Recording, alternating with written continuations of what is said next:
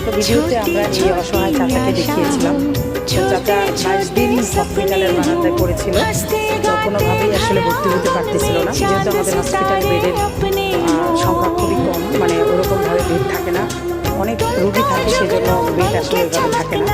তো ডক্টর মাসুম বিল্লাহ স্যারের সহযোগিতায় এই রোগীকে আমি ভর্তি করতে পেরেছিলাম। তো ওনার চাচার পায়ে কিন্তু একটা এলিজা রড ছিল, তো ওই পা দিয়ে কিন্তু অনেক পুষ করতেছিল। তো ডক্টর মাসুম বিল্লাহ স্যার ওনাকে বর্তমানে একটা প্লাস্টার করে দিয়েছেন, এখন আর পুষ নাই, কারণ চাচার এই পাটা একটু পাকা হয়ে গেছে। এই প্লাস্টারের পরে চাচার পাটা হচ্ছে যখন সোজা হবে, তখন 1 মাস পরে ডক্টর মাসুম বিল্লাহ স্যারই ওনাকে এলিজা রড করবেন। তো এই মহৎ ডাক্তারের কারণে আমি এই চাচার উপকার করতে পারছি।